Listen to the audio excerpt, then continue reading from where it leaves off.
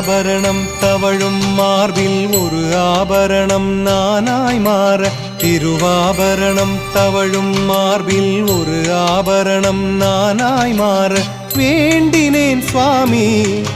உனை வேண்டினேன் சுவாமி வேண்டினேன் சுவாமி